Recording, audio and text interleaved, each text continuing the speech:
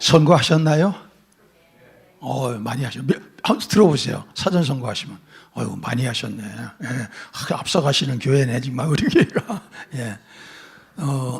참, 이번 선거 열기가 아주 뜨겁습니다. 예, 아주 뜨겁습니다. 그러나 이제 어떤 분들은 이제 선거한다고 못했냐. 그게 그거지. 이제까지 매를 속았다. 또 이런 분들도 계십니다. 그래서 선거에 대한 의지를 꺾는 분들도 계십니다.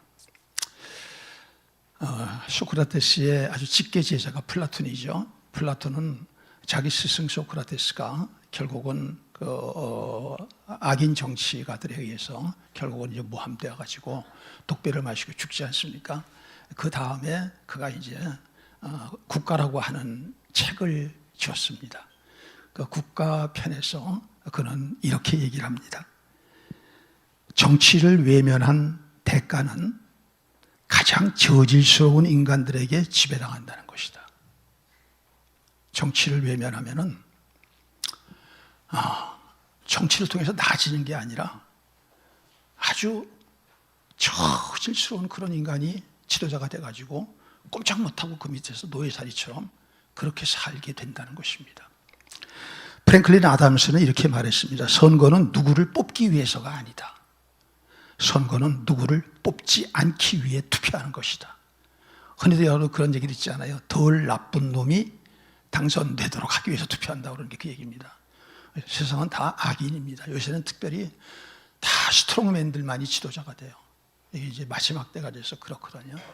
뭘 보면 아느냐? 이번에 우리나라도 그들의 선거 프레임이 뭡니까? 정권 심판, 정권 안정이에요. 뭐가 없어요? 여기에서 이제 백성들이 지금 속이 터지는 거거든요. 뭐냐면 백성들의 가장 관심사는 민생 아닙니까? 우리가 이 지도자를 뽑으면 우리의 삶이 더 나아질 것인가? 우리의 충남 나아질 것인가? 우리 예산 홍상이 나아질 것인가? 그런데 그건 하나도 없는 거예요. 급해가지고서 이제 막 주위에서 이런 게 없다고 그러니까 겨우 그냥 가서 흉내만 내가지고 거짓으로 입법만 만들어 놓고 그러고서 이제 하는 것이죠, 지금. 여기에 이제 우리 백성들의 목마름이 있는 것입니다. 어떻게 보면 인생은 목마름이라고 저는 생각합니다. 태어나면서부터 계속 이 목마름이에요. 여러분은 갈증을 제일 심하게 느껴본 게 언젠가요? 저는 제가 군대 갔다 와서 대학교 2학년 복교했던 여름방학입니다. 아버님께서 그 이제 낚시를 하러 가자고 그래가지고 한강에 그 미사리, 한강 상류에 미사리라고 하는 강이 있는데 그 길을 갔어요. 거기 갔다가 점심 먹으려고 그러는데 막 사람들이 웅성웅성 소리 들어서 그러니까 사람 하나가 거기 가서 막 들어왔다 나갔다 하는 거예요. 그러니 뭐 어떻게 그 뒤에 그걸 어떻게 할 수 있는 사람이 없고 안전구조원도 없는 것이고 강이고 그래서 그냥 급한 마음에 뛰어들었습니다. 그래가지고 이제 그를 겨우 막 저도 막 물 먹으면서 끌고 들어왔어요. 그래가지고 인공호흡을 갖다가 한 30분을 혼자 한 것 같아요. 30분을 얼마나 힘든지 몰라요. 인공호흡. 그래가지고 또 했다가 아유 누르면 죽지 또 하고 결국 돌아가셨어요. 아버지 뻘 되는 분인데 그런데요 그분이 이렇게 돌아가시고 나서 갈증이 밀려오는데 거짓말 하나도 안 보탤게요. 요 작은 200ml짜리 그때 사이다가 있었습니다. 그거 8병을 앉은 자리에서 마셨습니다. 얼마나 갈증이 타는지. 나 깜짝 놀랐어요. 사람이 그렇게 먹을 수 있는가. 계속적으로 살려보려고 그러다가 못 살리고 그리고 죽었습니다. 죽은 시체에다가 계속 입대고서 인공호흡한 거예요. 그러면서 제가 갈증이라고 하는 것이 참 인생의 본질이로구나 하는 것에 대해서 생각을 하게 되었습니다. 근데 오늘 본문 보니까 목마름이 나옵니다. 우리 1절 읽어보겠습니다. 명절 끝날 곧 큰 날에 예수께서 서서 외쳐 이르시되 누구든지 목마르거든 내게로 와서 마시라. 오늘 이날은 초막절입니다. 이스라엘 백성들은 유월절, 오순절, 또 초막절 이러한 3대 절기를 중심으로 징검다리처럼 1년을 가는 겁니다. 교회도 그렇죠. 성탄절, 부활절, 그리고 요새 참 잘못된 것인데 교회에서 오순절 성령 강림절을 있는지 없는지도 모르고 지나가는 교회가 많습니다. 이 오순절 성령 강림절, 그 다음에 추수감사절, 이렇게 징검다리를 가지고 1년을 넘어가는 걸 교회력이라고 하거든요.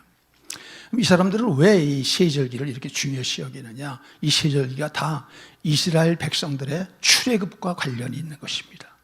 이스라엘은 출애굽으로 말미암아 성립된 나라 아닙니까? 물론 아브라함을 불러서 이제 이스라엘 민족을 시작하셨지만 이들은 나라가 다 없이 완전히 애굽에 가서 종살이하던 하금 노예 출신들입니다. 다 430년 동안을. 그런데 이런 사람들이 다시금 하나의 국가로서 회복이 된 것이 출애굽 때문에 그런 것이거든요. 출애굽이 최대의 큰 관심이란 말입니다. 근데 그들은 하나님께서 다 땅을 예비하셨어요. 프로미스드 랜드, 약속의 땅 가나안을 다 준비하셨습니다. 그게 그냥 10여일이면 들어가는 겁니다. 아무리 게을러서 노인들이 있고 어린아이가 있어도 한 달이면 들어가고도 남습니다. 그런데 이들은 지도자를 믿지 않습니다. 왜? 지도자를 믿지 않는 건 하나님을 믿지 않는 겁니다. 그래서 결국은 광야에서 40년을 뺑뺑이 돌다가 1세들은 다 해골로 죽어 말라 비틀어져서 해골이 돼버려요. 그리고 2세들, 그리고 여호수아와 갈렙, 1세 중에서 두 사람만, 그리고 들어감으로써 성립된 국가거든요. 그래서 이 하나님께서는 이 세 절기, 그 안에서 출애굽을 기념하는 절기인 유월절, 그 다음에 이 칠칠절 또는 오순절이라고 하는 이 첫 수확을 기념하는 절기, 그리고 이제 오늘 이 초막절은 추수를 다 해가지고서 수장하는 그러한 절기인데, 이 세 개의 절기를 레위기서에 보면 율법서죠. 율법에 이거를 지키도록 명령을 하셨어요. 그래서 예루살렘에 있는 그 안에 한 반경 3-40km 안에 있는 사람들은 반드시 그 길을 참석해야 되는 거였어요. 이 절기를 갖다가. 그래서 예루살렘은 사람들로 가득 찼습니다. 그러면 이들은 7일 동안에 어떻게 하느냐? 이제 초막절인데, 이 초막절은 어떻게 하느냐 하면은 집에서 다 나와요. 그래가지고 어떤 사람은 집의 지붕으로 올라가고, 어떤 사람은 집 마당으로, 어떤 사람은 길로, 어떤 사람은 주위에 있는 어떤 공공기관의 마당으로, 어떤 사람은 일부러 광야까지 나가요. 그래가지고 거기다가 그 따뜻하던 집의 이부자리와 침대 다 가서 이제 그만두고 지푸라기, 그 다음에 이제 가지, 나뭇 잎사귀, 이거 가지고 하나의 그 간이 집을 만드는 겁니다. 그래서 풀초자, 텐트 막자 해가지고 이걸 초막이라고 그러는 거예요.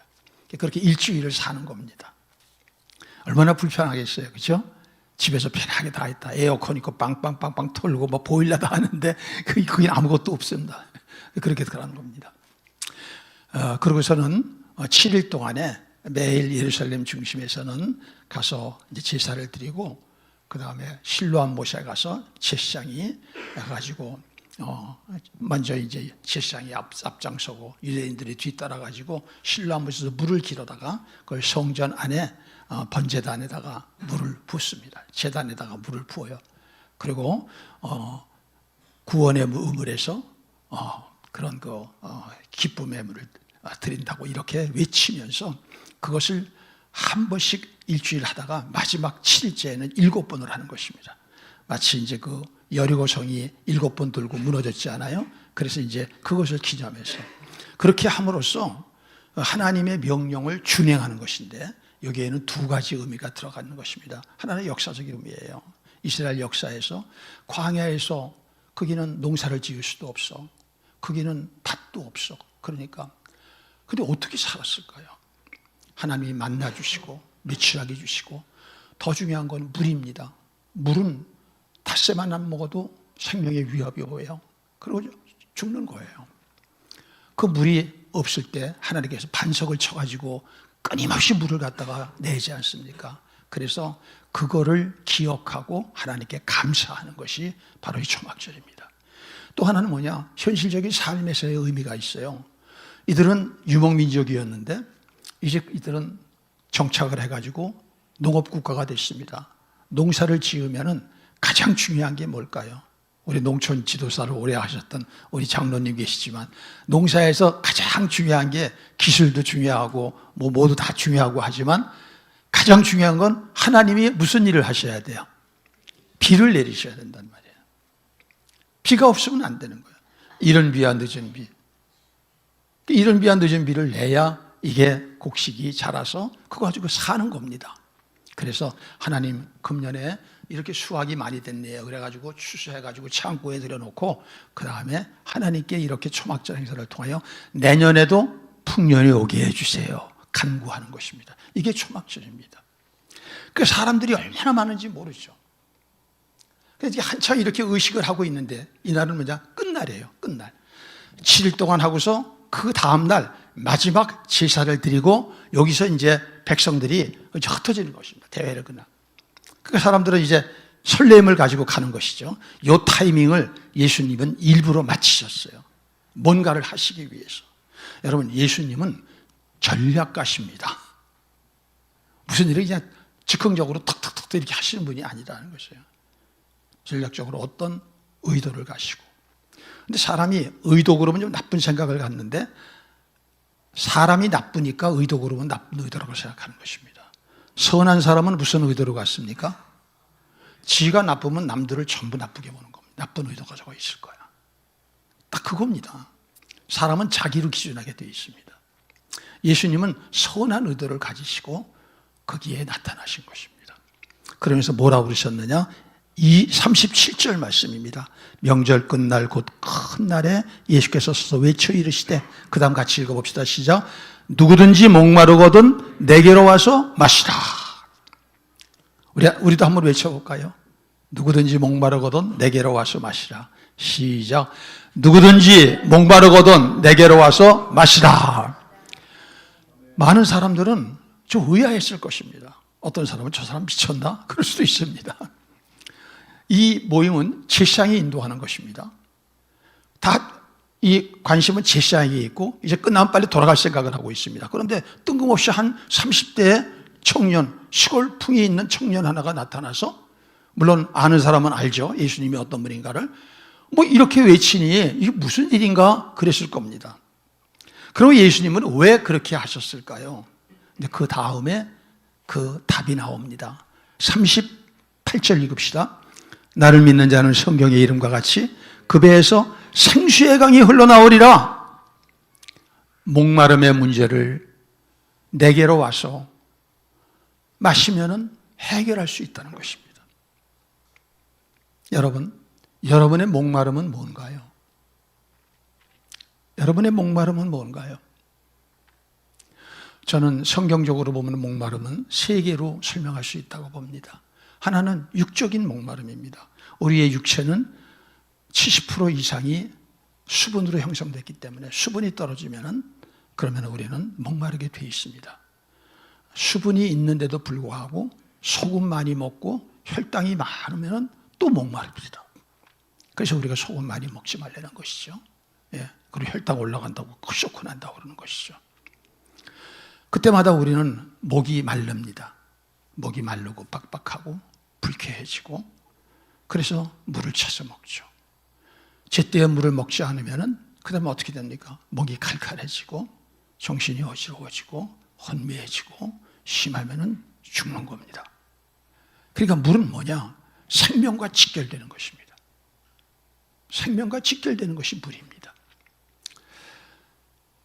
바로 예수님께서는 이 육적 물로 인한 갈증, 목마름을 통하여 더 크게는 정신적 그리고 영적 갈증을 지금 보고 가르치신 것입니다.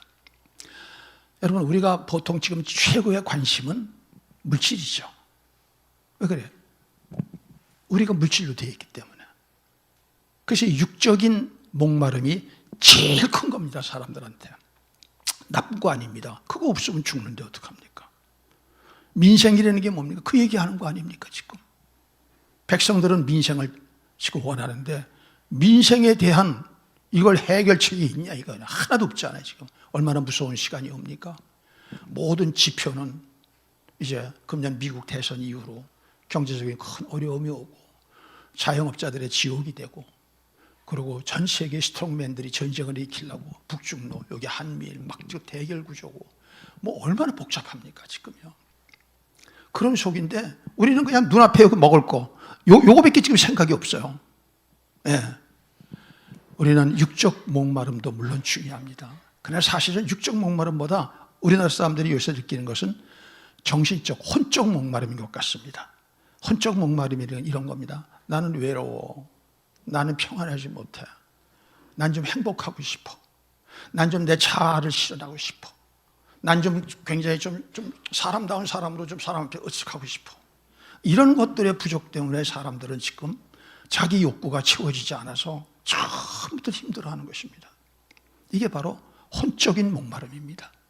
사람은 정신과 마음, 이런 것들의 평안을 얻고 이런 것들의 만족을 얻어야 됩니다.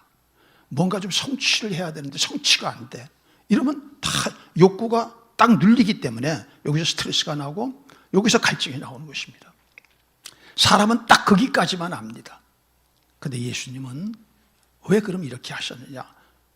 예수님은 그런 것들이, 그런 육적인 갈증, 혼적인 갈증들의 근본 원인, 본질적인 원인을 알고 계십니다. 그건 뭐냐? 하나님의 피조물인 인간이 자기를 만드신 하나님을 발로 차버리고 등 돌리고 내 스스로 나도 하나님 될 수 있다, 이렇게 하고 하나님을 떠난 것이라는 것입니다. 그것이 결국은 영원한 공급원, 우리를 다 만족시킬 그 공급원인 하나님의 그 파이프라인을 잘라버리게 되었고, 거기서 우리는 항상 뭔가가 결핍하고 부족한 존재로서 채워지지 않는 시면의 무저갱 같은 그 깊은 그 어떤 함몰된 구멍이 있는 겁니다. 우리 안에 먹어도 해결 안 되고, 권력을 잡아도 해결 안 되고, 쾌락의 극대를 들어가도 해결이 안 되고, 그 구멍이 바로 너희들의 가장 갈증의 근본 원인이다, 이걸 아시는 겁니다. 문제는 이거는 예수님께 와서 예수를 믿고 다시 하나님과 결합해야 되는 것입니다. 하나님이 그 안에 구멍을 메꿔주셔야 되는 겁니다. 그런데 이거는 모르고 매 다른 짓만 하는 거예요. 그래서 예수님께서 지금 답답한 마음을 가지고 오셔서 내게로 와서 마시라. 사실 이 사람도 그랬을 거예요. 예수님 앞에 와봤더니 마실 게 있어요, 없어요? 없어. 무슨 그 흔한 무슨 비타 500도 하나도 없어. 아무것도 없어, 아무것도. 그래, 이건 무슨 말이냐? 예수를 믿고 예수님이 주시는 생수, 예수님이 생수 주시는 생수가 있다는 거예요. 그냥 물이 아닙니다. 생수는 뭡니까? 그냥 물에는 빗물도 있고 썩은 물도 있고 오염된 물도 있습니다. 생수는 깊은 지하에서부터 나오는 광천수, 미네랄 워터, 이게 살아있는 리빙 워터. 그거 마시면은 그냥 힘이 확 생기는 그러한 생수를 주시겠다고 하는 것입니다. 그럼 이 생수가 뭘까요? 생수가 무슨 말인지 모르기 때문에 사도 요한은 가로를 열고 해석을 한 것 같아요. 우리 한번 39절 봅시다. 이는 그를 믿는 자들이 받을 성령을 가리켜 말씀하신 것이라. 성령, 그게 바로 성령이라는 것입니다. 예수님께 와서 예수님께 마시라는 것은 예수님을 믿고 성령을 받으라고 하는 것입니다. 그래서 이번에 앞으로 성령 대망절기에 이 7주 동안, 벌써 이제 한 주가 지나갔어요. 부활절 이후니까. 그래서 이번에 주제가 성령을 마셔라입니다. 마셔라. 마셔라, 성령을. 여러분, 성령 받으셨습니까? 성령 마셨습니까? 그럼 갈증이 없습니까? 조용하지 않아요. 아멘 해야지. 뭔가 이상하잖아요. 예, 그렇습니다, 여러분. 성령을 우리는 예수 믿을 때 받습니다. 그것 갖고 되는 게 아닙니다. 갈증은 한 번 물 마셨다고 해결되나요? 성령 한 번 받았다고 되나요? 아니요.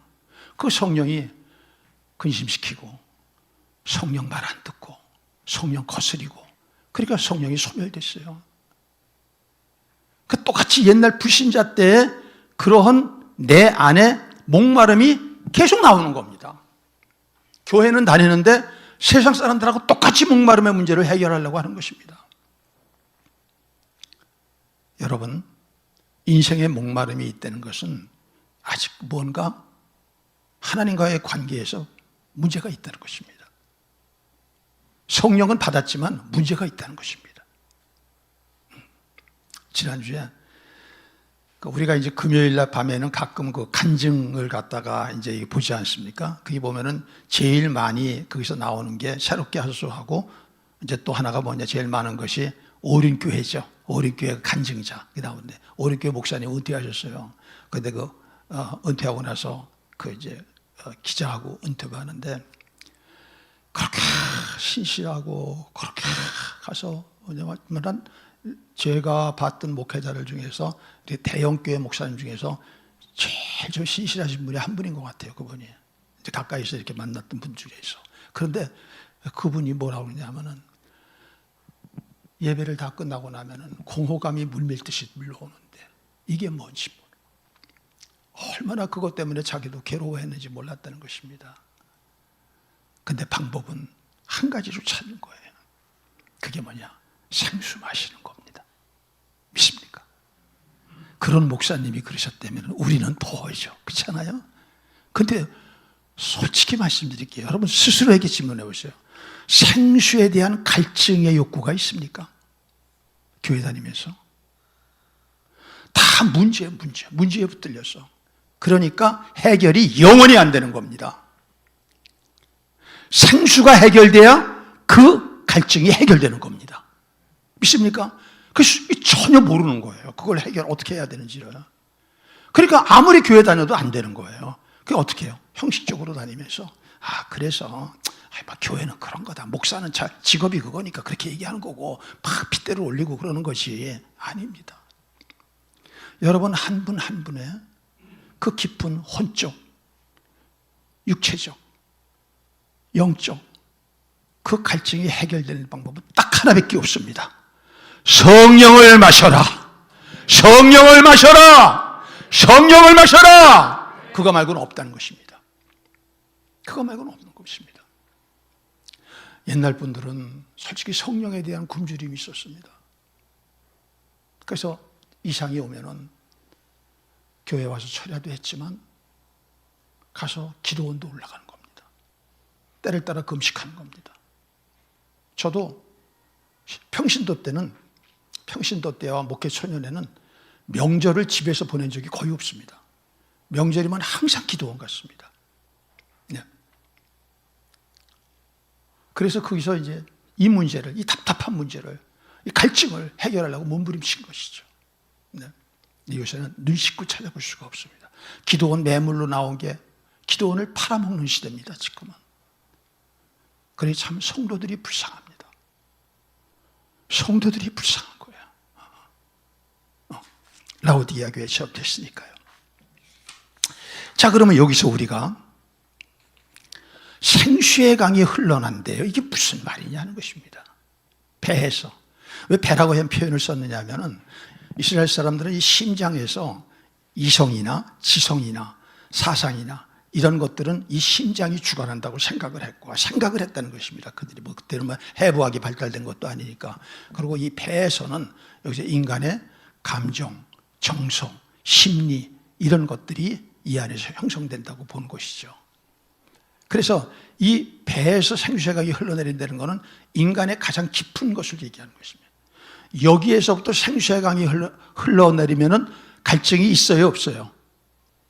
인생을 갈증 없이 살아갈 수 있다는 것입니다.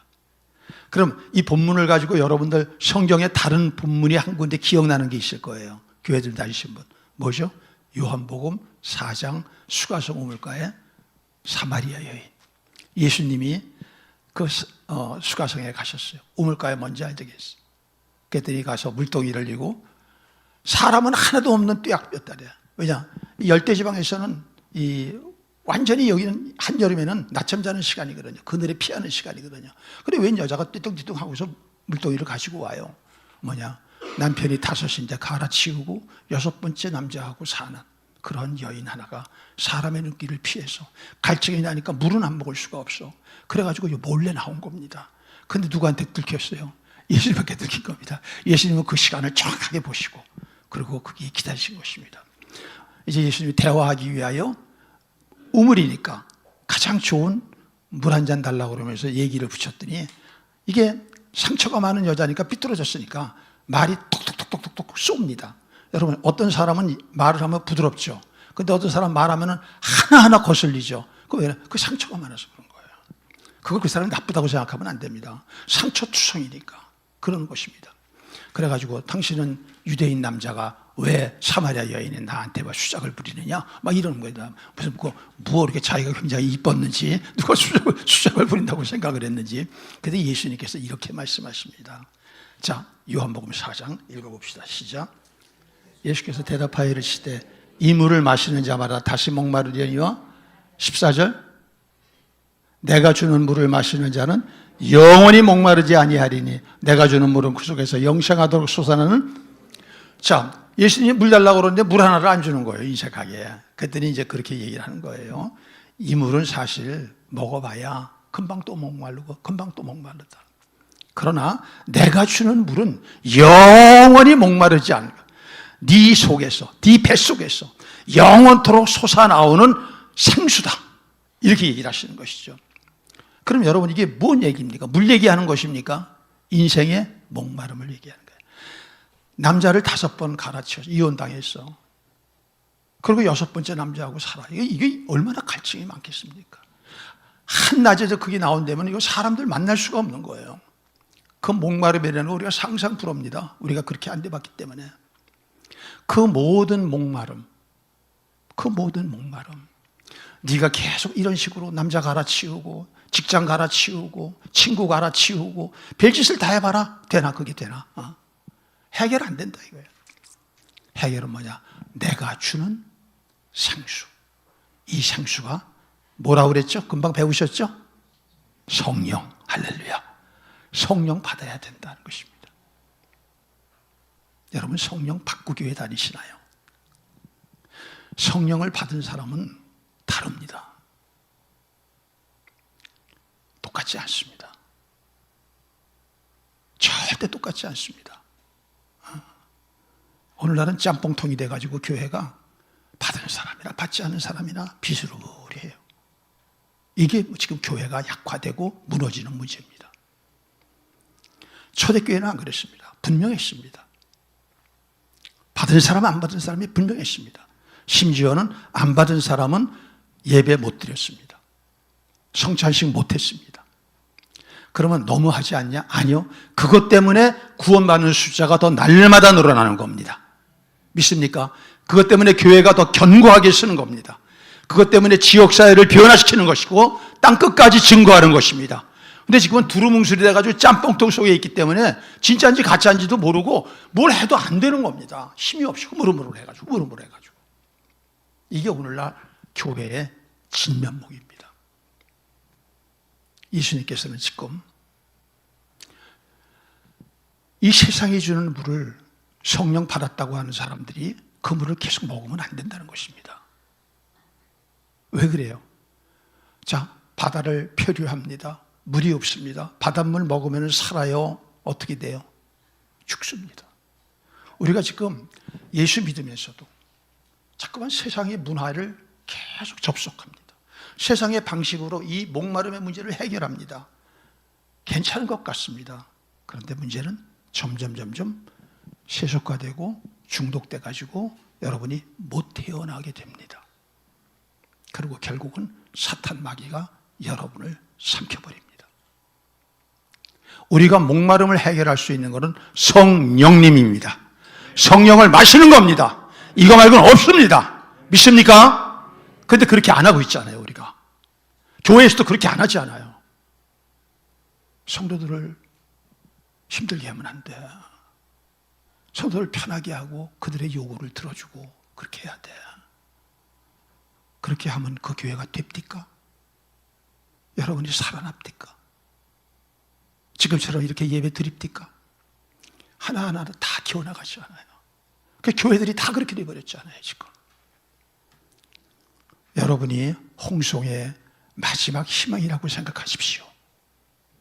믿습니까? 여러분 집의 희망이요, 여러분 일터의 희망이요, 여러분의 가문의 희망이요, 홍성의 희망이 돼야지. 짬뽕들은 절대 그거 안 됩니다. 짬뽕 통교회는 안 됩니다. 교회는 교회다워야 됩니다. 믿습니까? 교회는 교회다워야 돼요. 정치가는 정치가 나와야 되는 거 아닙니까? 의사는 의사다워야 되는 거 아닙니까? 목사는 목사다워야 되는 거 아닙니까? 근데 왜 여러분은 성도다울게 안 하려고 그래요? 그래서 여러분들의 가족이 영원한 위험에 처해 있는 겁니다. 여러분 일터의 친구들과 친지들이 영원한 위험에 처해 있는 것입니다. 홍성이 9%밖에 안 되는 것입니다. 우리 이걸 뒤집자 하는 것입니다. 이번에 3대 목사님 오면서 이걸 뒤집자 하는 것입니다. 9%가 10% 되고 10%가 12% 되고 12%가 15% 되는 도전하라는 것입니다. 믿습니까? 그것이 사명이니까. 예수 믿는 사람이 복음 증거하는 거 말고 뭐가 목표가 있어요? 뭐가 목표가 있어요? 예수 믿는 사람의 증거는 복음 증거하고 있는 것입니다. 그거 없으면 그건 가짜입니다. 짜갑니다. 버나마나 짜갑니다. 그건 오직 기복주의로 자기 유익밖에 없는 자입니다. 안타깝지만 이런 사람이 천국 갈 확률은 고치지 않으면 불가능합니다. 없습니다. 고쳐야 됩니다. 마지막. 그래서 마지막 중환자실에서도 복음을 전하고 가는 사람 봤습니다. 제가 마지막 피토하고 간이 다 상해가지고 그냥 울컥하면은 피가 그냥 이만큼씩 나와요. 그냥. 그런데 그 마지막에 나오는 얘기가 뭐냐? 자식들에게 예수 믿으라고 그래요. 거기서 깨닫고. 사랑하는 성도 여러분, 우리는 배에 생수의 강이 흘러나와야 될 줄로 믿습니다. 이것이 구약 성경에 전부 예언되어 있어요. 근데 이제 우리가 눈이 어두워서 그런 것들을 잘 못 보는 거죠. 이제 그걸 성경을 못 보는 건데 몇 군데만 한 세 군데 소개시켜 드릴게요. 스가랴서 14장 8절입니다. 시작. 그날에 생수가 예루살렘에서 솟아나서 절반은 동해로 절반은 서해로 흐를 것이라. 여름에도 겨울에도 그러하니라. 그날에는 뭐냐? 예수님의 십자가에 죽으시고 부활하시는 그걸 얘기하는 것입니다. 그 사건. 예수님이 십자가에 달리셨어요. 밑에 로마 군병이 예수님을 어떻게 하죠? 옆구리 찔렀죠. 거기서 물과 피 다 쏟죠. 그 상징입니다. 그러므로 말미암아 생수가, 왜? 예수님이 죽으시고 승천하신 다음에 누구를 보냅니까? 보혜사 성령을 보내시지 않습니까? 그 얘기입니다. 자, 그 다음 예수께서 47장 9절 여러분이 잘 알죠? 성전에서부터 물이 흘러나와가지고 발목, 무릎, 허리, 가슴 나중에 헤엄칠 수밖에 없는 그 에스겔 성전. 보십시오. 읽어봅시다. 이 강물이 이르는 곳마다 번성하는 모든 생물이 살고 또 거기가 심히 마르리니 이 물이 흘러들어가므로 바닷물이 되살아나겠고 이 강이 이르는 각처에 모르는 것은 이게 무슨 말이냐 해석하면 이런 것입니다. 바닷물은 다 살 수가 없게 되어버렸어요. 여기 사해거든요. 그럼 여기 살 수 있는 것은 뭐냐? 거기에 새로운 생수의 강이 들어가서 바닷물을 희석시켜가지고 바닷물을 퇴출시키고 생수의 강이 돼야 거기에 있는 생물체가 살 수 있다는 것입니다. 여기서 사해는 세상입니다. 그리고 생수는 뭐냐? 성령입니다. 성령 받은 교회입니다. 믿습니까? 살릴 길은 그거밖에 없습니다. 여러분 가정 안에 한 사람이 진짜 예수 믿는 사람이면 가족들은 다 구원받습니다. 믿습니까? 구원받고 안 받고가 아닙니다. 다 구원받습니다. 진짜 진짜 여러분들이 성령의 사람이면 부인할 수 없습니다. 그러나 가짜 같고 짜가 같고 준치 같으면 안 됩니다. 우리 이번 성령 대망절기에 성령 받읍시다. 충만히 받읍시다. 갈증을 지저분하게 세상 걸로 풀지 맙시다. 제가 이렇게 얘기하냐, 저도 그렇게 풀어봤거든요. 안 돼요. 그거 갖고 해결이 안 돼요. 그리고 성령은 소멸됩니다. 성령은 근심하십니다. 그리고 무력한 존재, 무능한 존재가 되어버리는 것입니다. 사랑하는 성도 여러분, 성령님만이 유일한 해결책입니다. 그래서 예수님께서 이렇게 말씀하셨습니다. 예수님이 난 이제 조금 있다가 죽는다. 하지만 부활해. 내가 승천하고 올라가면 하지만 보혜사 성령을 너한테 보내줄 거야. 이런 얘기를 아무리 해도 못 알아먹습니다. 지금 이 제자들은 예수님이 옆에 있어만 주면 되는 겁니다. 예수님이 옆에 있으니까 아파도 병이 나요. 귀신을 쫓아내요. 보리떡 5개, 물고기 2마리로 먹을 거 주니까 굶지 않아요. 자존감이라는 건 1도 없는 사람들이, 이거 완전히 그냥 그 당시로 보면 이제 완전히 사회 하류층, 양아치들 같은 사람들 아닙니까? 막 어부하고 그래가지고서 가서 세리하고 하층 사람들 아니에요. 예수님 만나가지고 예수님 앞에 사람들이 모이니까 완장을 쳐버린 거라. 그것만 좋은 거야. 그것만 좋은 겁니다. 그 예수님이 답답하니까 이렇게 말씀하십니다. 요한복음 16장 7절부터 읽어봅시다. 요한복음 16장 시작. 그러나 내가 너희에게 실체를 얘기한다. 내가 떠나가는 것이 너희에게, 예수님 죽으시는 게 유익하다 이거야. 내가 떠나가지 아니하면 누가, 요 단어를 기억해 주세요. 보혜사가 너희에게로 오시지 아니할 것이요 가면 내가 그를 너희에게로 보내리니, 계속 그가 와서 죄에 대하여 의에 대하여 심판에 대하여 세상을 책망하시리라. 성령이 오지 않으면은 죄가 뭔지 의가 뭔지 이건 심판이 뭔지 아무것도 모른다는 거예요. 자, 그 다음 죄에 대하여 하면 그들이, 우리는 죄 그러면 뭐예요? 도둑질하는 거, 강도질하는 거, 살인하는 거, 간음하는 거 이렇게 생각하지 않아요? 아니다. 예수 믿지 않아서 하나님 믿지 않고 내 마음대로 사는 것이 죄다. 전혀 다르잖아요, 해석이. 왜 자꾸만 착해지려고 그러세요, 교회 와서? 여러분이 착해지는 거 할 때마다 하나님이 답답해 하세요. 예수님이 답답해 하세요. 그건 안 된다. 그게 율법 행위 아닙니까? 착하게 되려고 애쓰고 사는 게 아니라 성령의 사람이 되면은 착한 삶이 사라지는 거예요. 죄가 물러나는 거예요. 죄하고 싸우니까 계속 죄에게 잡아먹혀서 나중에는요, 지금 짓는 죄보다 더 많이 짓게 되더라고요. 죄하고 싸우는 게 아니에요. 상대를 잘못 골랐어요. 죄에 대해서 싸우는 게 아니라 마귀하고 싸우고 귀신하고 싸워서 영적인 세력을 성령으로 짓이겨버리는 거예요. 부셔버리는 겁니다. 그래야 그 죄가 빡 하고 풀어지는 겁니다. 누구나 이걸 겪는 겁니다, 교회에 오면은. 근데 말을 안 듣습니다. 왜? 자기가 하나님이니까. 자기 고집이 있으니까. 그래서 교회 헛다니는 겁니다, 일평생. 자, 그 다음은 10절 봅시다. 의에 대하여라 하면 내가 아버지께로 가니, 내가, 예수님 죽으시고 부활하신 사건 얘기하는 거죠. 이게 의입니다. 그래서 예수 그리스도를 믿음으로 말미암는 낯선이, 로마서 이번에 주제죠. 로마서 새벽기도 오신 분들 아시죠? 나오시면 뭐예요? 이제 그렇게 쫓아야지. 나왔으면서도 여전히 또 죄 안 지려고 그러고 착하게 살려고 그러면 돼야 안 돼요? 또 실패하는 거예요. 이제 그거는 내버두고 나는 예수 그리스도를 믿음으로 의롭게 됐으니까 이제는 성령으로 충만하게 돼서 이제는 죄의 근원 세력을 부심으로 거룩한 삶을 사는 거예요. 믿습니까? 그렇게 해야 여러분이 성령이 나타나시는 거예요. 여러분에 나타나시고 가르쳐 주시고 인도하시고 그렇게 하는 겁니다.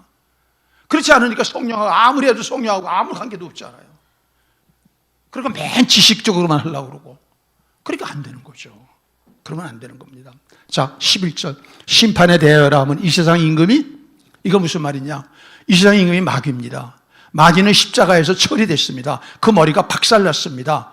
그런데 아직도 마귀가 역사합니다. 왜 그럽니까? 마귀는 불순종하는 죄인들 가운데 역사하는 영입니다. 이제 우리한테 찍적거리는 것은 횟집에 가면은 회를 다 죽여가지고 가서 나옵니다. 근데 머리가 대가리가 있고 밑에 이제 살이 있어요. 그럼 한참 먹는데 갑자기 대가리가 눈 이렇게 딱 그럽니다. 깜짝 놀라죠. 그러면 그겁니다. 그거.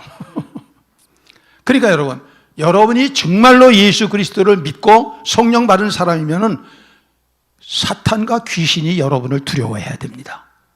믿습니까? 여러분이 두려워하는 게 아니에요. 아직도 무슨 귀신 축사하면 두려워가지고 나타나지 못하고 그 근처 못 가고 이런 사람들이 이게 뭐 권사고 장로고 아이고 이러면 안 되는 것이죠.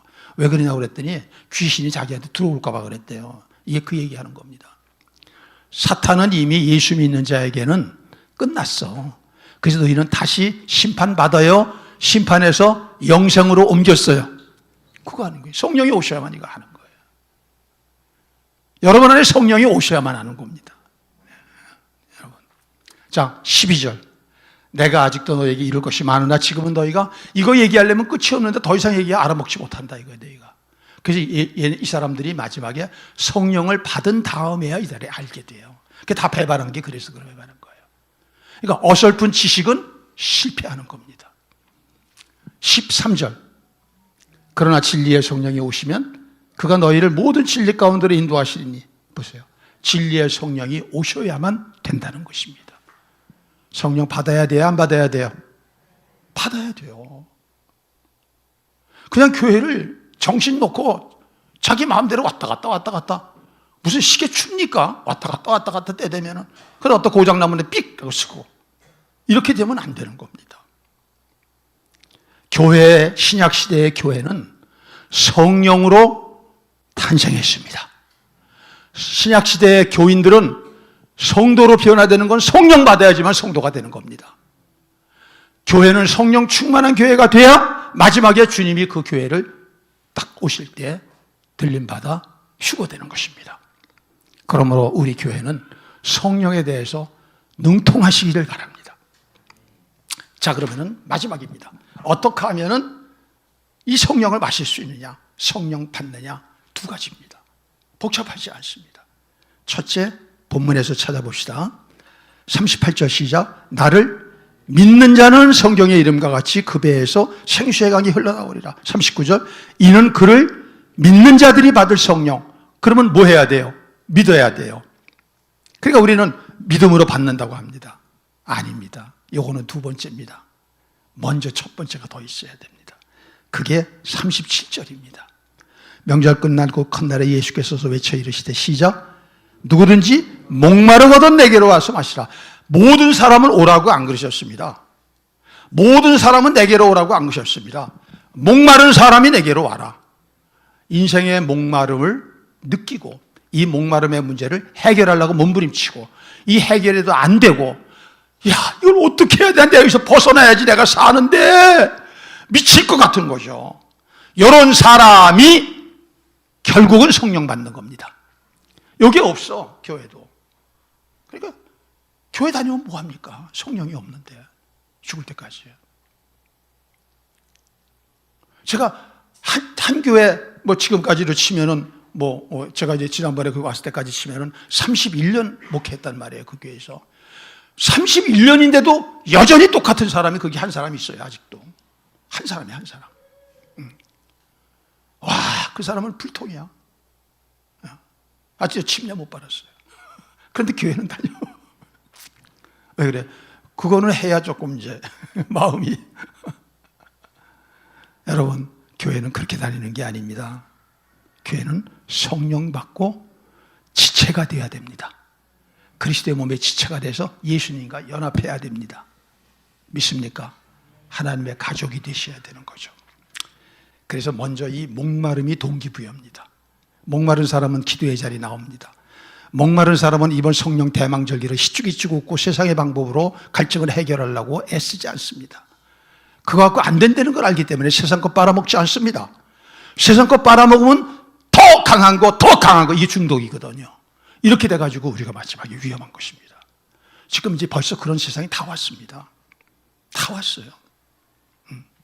AI가 발달할수록 우리는 그렇게 됩니다. 뭐 어떡할 수가 없어요. 피할 수가 없어요, 지금은. 어쩔 수가 없습니다. 자, 그럼 두 번째가 믿음인데 이 믿음을 똑바로 하셔야 돼요. 믿음은 세 가지로 오는 겁니다.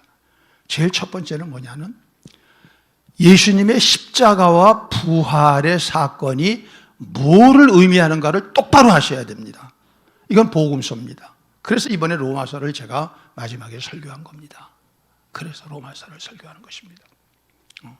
제가 그거밖에 전할 게 없어요. 복음밖에는 없습니다. 그것이 엉성하면은 믿음도 엉성해질 수밖에 없는 것입니다. 그것이 똑바르면은 여러분의 믿음도 똑바르게 되는 것입니다. 집에 가서 로마서, 특별히 교회 오래 다니는 사람은 갈라디아서, 그걸 공부해야 되는 이유가 그거죠. 두 번째는 뭐냐? 한국교회에서는 믿음을 지식적으로 갖고 있는 것을 믿음이라고 인정해 주는 나쁜 경향이 있어요. 믿음은 그게 아닙니다. 믿음은 맡겨버리는 것입니다. 맡겨버리는 것이에요. 이런 것이죠. 운전을 합니다. 옆에다가 이제 아내를 갖다가 태우고서 운전을 합니다. 근데 남편이 끄떡끄떡 졸립니다. 끄떡끄떡 졸아요. 그러니까 여보, 왜 그래? 나 너무 피곤해서 그런가 봐. 당신이 좀 운전 좀 할래? 그 운전대를 바꿨습니다. 남편이 탔습니다. 어떤 남편은 그냥 금방 그냥 코 골고 잡니다. 갈 때까지. 근데 어떤 남편은 그렇게 하면 안 돼, 운전. 저쪽으로 가야지. 그러다가 싸웁니다. 싸우다가 차 사고 납니다. 무슨 차이예요? 자는 남편은 아내의 운전을 믿는 겁니다. 아내를 믿는 겁니다. 그 잔소리 그냥 계속 하는 거는 뭐냐? 안 믿는 겁니다. 와, 이런 사람, 이런 배우자 옆에 타면은 지옥입니다, 그거는. 하나하나, 길을 요리 가도 잔소리, 저리 가도 잔소리, 빨리 가면 빨리 간다고 잔소리. 또 이쪽에 사니까 자기는 가까이 느껴지잖아요. 그러니까 이게 붙는다 또 얘기해야 돼. 여러분, 운전대 잡으면은 끝난 겁니다, 그 사람한테. 뺏겨야 됩니다.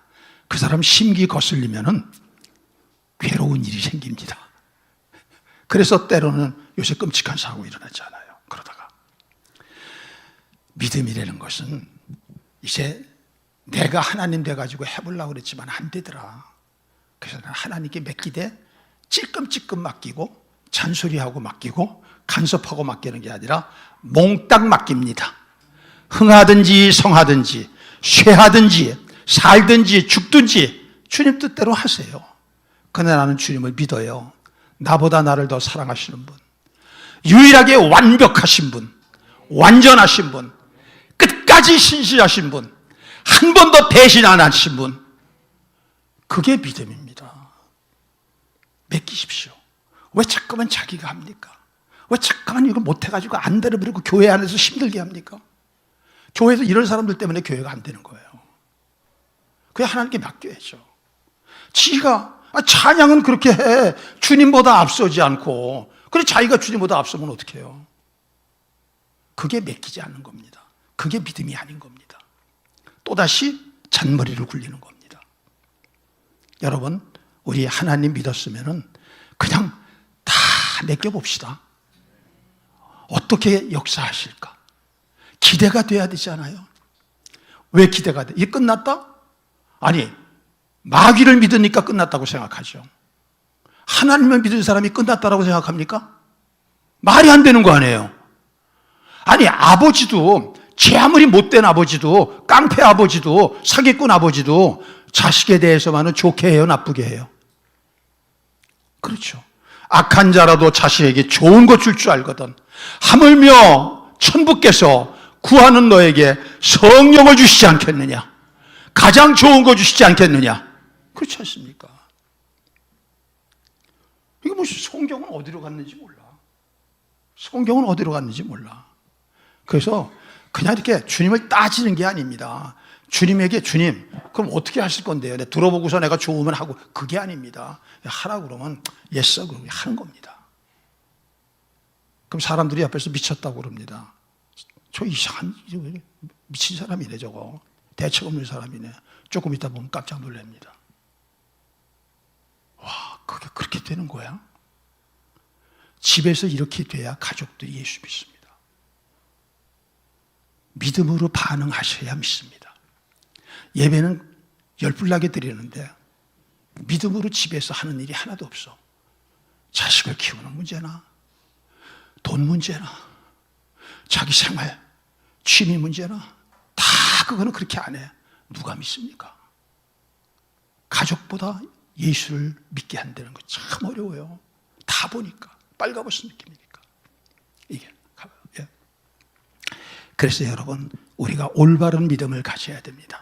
자, 여기 보니까 그런데 그걸 주위에서 여러 사람이 유대인들이 보는데 둘로 딱 나눠집니다. 한쪽은 맞네, 이분이 예수 그리스도네, 이런 사람이 있고, 하나는 저게 무슨 예수 그리스도야, 저거 뭐 촌사람인데 이렇게 이제 비하합니다. 그 왜 그러냐? 메시아에 대한, 메시아가 그리스도거든요. 그리스도에 대한 지식을 유대인들은 꽤 갖고 있습니다. 그런데 일부 사람들은 그 지식이 반쪽짜리 지식입니다. 그래서 못 믿는 겁니다. 여기 보십시다. 40절부터 봅시다. 시작. 이 말씀을 들은 무리 중에서 어떤 사람은 이 사람이 참으로 그 선지자라 하며 어떤 사람은 그리스도라 하며, 자, 여기 참 믿습니다. 어떤 이들은 그리스도가 어찌 갈릴리에서 나오겠느냐 비아냥거리기 시작합니다. 42절. 성경에 이르기를 그리스도는 다윗의 씨로 또 다윗이 살던 마을 베들레헴에서 나오리라 하지 않았냐. 이런 얘기입니다. 그들에게는. 그래, 만일에 이자가 메시아 그리스도라면은 이자는 베들레헴에서 났어야 되는데 이자는 갈릴리 나사렛 사람 아니냐 하는 것입니다. 왜 그러냐? 여기에 이제 성경에서 얘기하는 이 깊은 게 들어가는 것입니다. 예수님은 태어나기는 어디서 태어나셨어요? 근데 원래 예수님이 살던 곳은 어디예요? 원래 나사렛에서 사셨습니다. 요셉이 거기서 목수였습니다. 그런데 그때 국가에서, 천하에서 로마의 황제가 식민지니까 다 호족, 주민등록 다시 한다 그렇게 나온 겁니다. 그래가지고 다 자기 가족들을 끌고 자기 호족지로 간 거예요. 그래서 배가 이렇게 만삭이 된 그 마리아 같이 간 겁니다. 거기서 애를 낳습니다. 요새도 급하면 어때요? 택시에서 낳고 호송차도 낳지 않아요. 그래서 거기서 난 겁니다. 그래서 이것을 누가복음 2장 1절 이하에서는 이렇게 말합니다. 봅시다. 시작. 그때 가이사 아구스토가 영을 내려 천하로 다 호적하라 하였으니, 계속이요. 이 호적은 총독이 되었을 때 처음 한 것이라. 모든 사람이 호적하러 각각 고향으로 돌아가며 요셉도 다윗의 집 족속이므로 갈릴리 나사렛 동네에서 유대를 향하여 베들레헴이라 하는 다윗의 동네로 그 약혼한 마리아와 함께 호적하러 올라가니 마리아가 이미 잉태하였더라. 거기 있을 그때 해산을 날이 차서 7절 첫 아들을 낳아 강보로 싸서 구유에는. 어디서 나셨어요? 이게 반쪽짜리 지식은 이런 겁니다. 여러분, 교회 와서 성경 공부를 해야 되는 얘기가 이거예요. 새로 목사님 오시면 꼭 성경 공부 하세요. 안 하려고 해도 붙들고 늘어져서 성경 가르쳐 주셔야 하는 게 성도가 되셔야 돼요. 그게 여러분의 유익입니다. 그렇지 않으면 여러분이 반쪽짜리가 되어서 무익하게 되는 겁니다. 교회 다니는 게 아무짝에도 소용없는 게 되는 것입니다. 교회 와가지고 기분만 조금 달라지고 이거 산책한 거야, 나들이 한 거야, 동호회야. 그럼 이게 뭡니까? 이거는 인생의 육적, 혼적, 영적 모든 목마름을 해결하는 유일한 해결구가 교회입니다. 그것이 성령 받는 것입니다. 성령을 충만히 받으셔야 됩니다. 또 받고 또 받으셔야 됩니다. 그래서 에베소 5장 18절에 뭐라고 그럽니까? 술 취하지 말라. 이는 방탕한 것이니 오직 성령의 충만함을 받으라. 왜 사람들이 담배 피고 술 먹고 마약하고 섹스하고 또 말해 일 중독 들어가고 뭐 골프 중독, 골 중독 왜 이렇게 중독이 들어갑니까? 너무 힘들거든. 이 갈증 때문에. 이거를 조금이라도 해결을 해야지 못 살겠거든. 그런데 우리는 그렇게 해결하면 위험한 것이죠. 왜? 그것들한테 잡혀먹는 것이죠. 어느 날 못 태어나옵니다. 못 태어나온다니까요. 저도 알코올 중독이었거든요. 못 태어나와요. 못 태어나와. 도박 중독 못 태어나와요. 절대. 내가 지위가 높아도 그거 포기하고서 또 중독을 들어가는 거예요. 이렇게 무서운 거예요. 그래서 우리는 어떻게 해야 되느냐? 오직 성령을 마시는 것밖에 없습니다. 그리고 혼자 신앙생활하지 마십시오. 혼자 신앙생활하는 사람은 99.9%가 그런 식으로 신앙생활하는 사람입니다. 그래서 예수님은 날마다 교회, 날마다 성전, 날마다 가정에서 모이는 두 구절을 가지고 소그룹으로 모이게 하신 것입니다. 거기서 자기의 부끄러운 걸 다 내놓을 수 있는 친구를 사귀십시오. 친구는 간단해요. 내가 빨가벗으면 친구 되는 겁니다. 껴입으면 친구 안 되는 겁니다. 그렇게 됐을 때 서로가 보호하는 것입니다. 서로가 힘을 주고 격려하는 것입니다. 그렇게 함으로써 이제 앞으로 닥치는 이 어마무시한 이 시대를 승리하게 하는 것입니다. 우리 양문교회가 그런 승리하는 교회가 될 수 있기를 주의 이름으로 축복합니다. 성령을 마음껏 마시십시오. 하나님은 완전하십니다.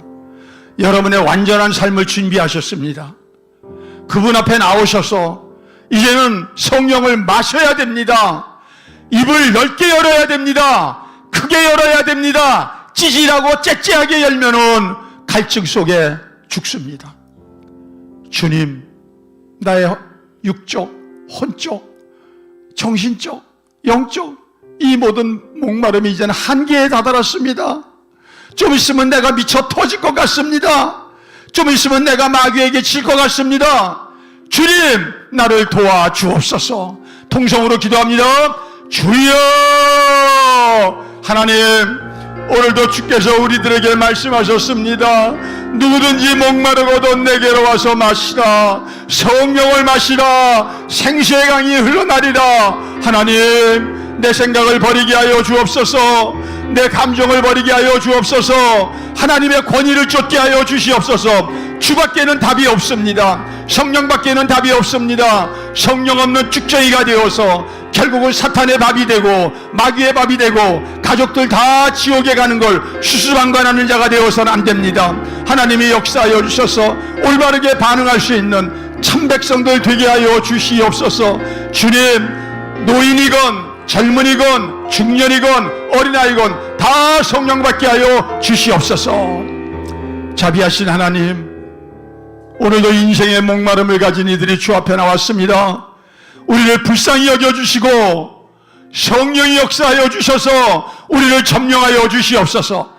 내가 성령 안에, 성령이 내 안에 계셔서 연합의 삶을 살게 하여 주시고 그 증거로 다 목마름으로 헐떡이는 세상 속에서 목마름의 문제를 해결하고 생수의 강이 넘쳐 흐르는 삶을 살아가게 하여 주옵소서. 우리 성도들의 가정이 그렇게 되게 하여 주시고 일터가 그렇게 되게 하여 주옵시고 교회가 그렇게 되어서 홍성을 살리는 생수의 강이 되게 하옵소서. 귀한 예물 하나님께 드립니다. 돈을 두려워하면 돈에게 먹힙니다. 돈을 다스리는 하나님의 물권, 영권 받게 하여 주옵소서.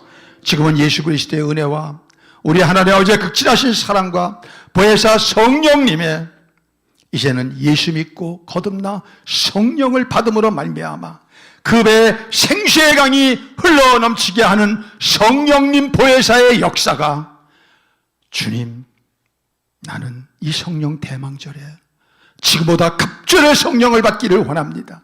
나는 성령 받고 교회를 새롭게 시작하겠습니다. 이렇게 고백하고 결단하는 사랑하는 주의 백성들 위해 지금부터 영원토록 함께 하시기를 간절히 축원하옵나이다.